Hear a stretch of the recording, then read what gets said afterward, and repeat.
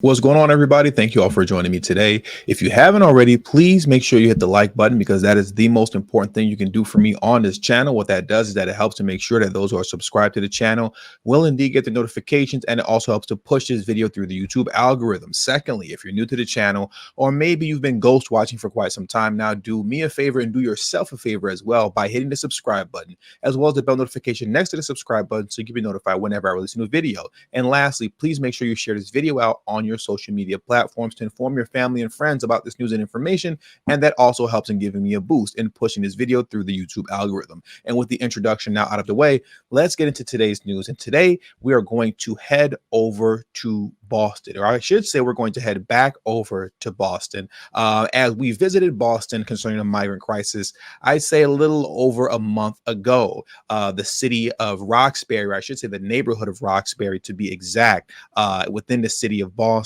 Now, here's some updated information concerning what's going on there right now. We all know in the neighborhood of Roxbury in Boston, there was a rec center that was taken over by the mayor and the governor in order to house migrants in it. The residents of that neighborhood were very upset, but of course, the governor and the mayor could care less about what the residents think. We're going to take this from you and we're going to house Biden's migrants, whether you like it or not. Now, as an update as to what's going on over there right now, all I can say is more money, more money, more money, more money. As you can see here in this article titled Massachusetts will spend $10 million to help migrants get permanent housing and jobs. Massachusetts will move some 400 migrant families out of state shelters and into stable housing by partnering with 8 resettlement agencies. The partnership, intended to help free up room in overcrowded emergency shelters, aims to provide migrants with permanent housing and employment. Funding for the program comes from a supplemental budget passed in December and could cost as much as $10.5 million, according to the Boston Herald. The resettlement agency also has contracts with the state's Office for Refugees and Immigrants to provide legal services and assist migrants with obtaining work authorization. State data shows that there are over 7,500 families currently enrolled in its emergency assistance shelter program. Now, the reason that I have that portion highlighted in blue is because what I really wanted to do is focus on the last 3 words of that sentence where it says obtaining work authorization. Those of you who live in cities like Boston and Chicago and even New York for that matter, and Denver as well, right? What you need to start looking out for is the strong push that these local governing bodies are making to put in place non-citizen voting. There has been, I believe, 2 attempts so far in Boston to legalize non-citizen voting. And if I remember correctly, they both have failed. And if I'm wrong about that, please correct me in the comment section. I believe both attempts have failed last time I checked. But they're going to keep pushing that in these cities that are now being flooded with Biden's migrants. And one of the loopholes that they use in order to make all this legal so that Biden's migrants can vote in local elections is by stating that the only requirement is that you be a legal resident of the city who is legally authorized to work in the United States, right? So what happens many of times is when people push back against non-citizen voting, what these governors and mayors like to come back with is insulting your intelligence by saying, oh, you all are ridiculous and must be succumbing to misinformation, because illegal immigrants aren't going to be voting in our elections. They get hyper technical. Illegal immigrants can't participate in this. Only those who are federally authorized to work in the United States and are legal residents of the city can vote, not illegal immigrants. But what constitutes being federally authorized to work in the United States? It's those same work authorization permits that they're pushing for. It's those same permits. So once again, and I don't want to belabor this point, once Biden's migrants cross the border illegally and they're bussed into your community and they're given work authorization paperwork, they are no longer illegal immigrants. They are no longer illegal aliens. They are no longer undocumented migrants, whatever name you want to put on them. They're not undocumented anymore. They are now legal residents authorized to work in the United States who are very much so documented by way of their federal work papers. Okay. And with that, they are now able to vote in local elections if non-citizen voting is passed in your city. So please look out for that, because there is such a strong push that I've seen being made since Biden has taken office by all these cities to do a rush job in trying to put forth non-citizen voting.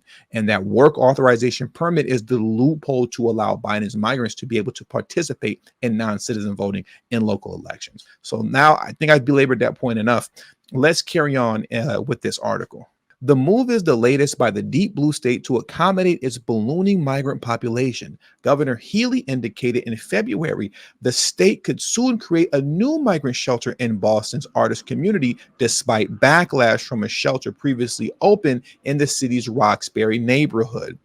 Boston City Councilor Julia Mejia suggested that same month that the private homes of wealthy Boston suburbanites are better equipped to accommodate migrants than the sanctuary city. How insane do you have to be to offer up other people's homes to accommodate illegal immigrants coming into your city?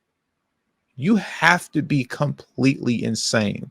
But this isn't the first time that I've heard it. Eric Adams actually offered this up in New York. I believe it was maybe about 8 or 9 months ago, early in 2023. He offered up that same deal. Now, what's funny is that they won't put them in their homes, but they want you to house Biden's migrants in your homes. Now, I want to flip over to another article just to get a little bit more information on who this woman is, Julia Mejia, and her ridiculous suggestion that Biden's migrants should be placed in the homes of those living in the suburb. That sounds crazy, but here we go, right? Boston City Councilor Julia Mejia offered an alternative solution to her city's migrant crisis Thursday by volunteering the private homes of others. She just volunteered other people's homes up. That's insane. Doing so, Mejia responded, would take advantage of places outside of Boston that have more funds available to accommodate migrants. While the sanctuary city is currently struggling to support its own influx of migrants, Mejia, a Democrat, of course, said she believes the solution lies with Boston's wealthier suburbs. Dedham, Wellesley, Brookline, cities and towns that have so much more resources than the city of Boston. People who actually have more financial support, she told NBC 10 Boston. We need to do everything in our power to make sure that we are setting them up for success, or whatever success looks like. This is so ridiculous. I can't even get through this article. Her comments sparked ridicule on X, the platform formerly known as Twitter. So has Julia opened up her own doors? Didn't I ask that question earlier? Of course not. But the individual on X stated, so did Julia open up her own doors? Commentator Paul Zapula asked. Is she even a legal citizen herself? It's amazing how leftists are so generous with other people's homes, but when it comes to theirs, they suddenly are nowhere to be found.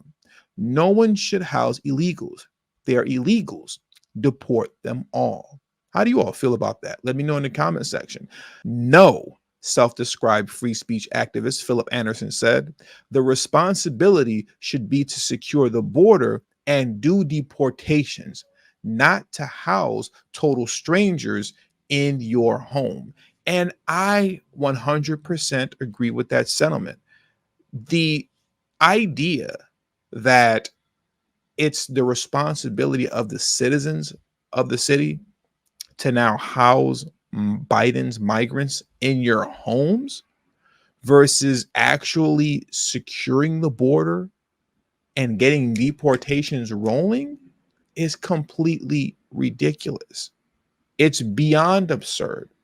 But this is the stuff that they're pushing in these cities. This is the stuff that they're pushing in places all across the country. like New York. We're seeing here in Boston. And believe me when I tell you, it's also coming to a town near you. And with that, that does it for today's news. So please make sure to hit the like button on your way out. Subscribe to the channel if you're new to the channel. Share this video out on your social media platforms and make sure to follow me on Telegram at TD Media Group. The link to my Telegram is pinned in the comment section below and will be in the description box as well. Thank you for your time. And until the next video, peace.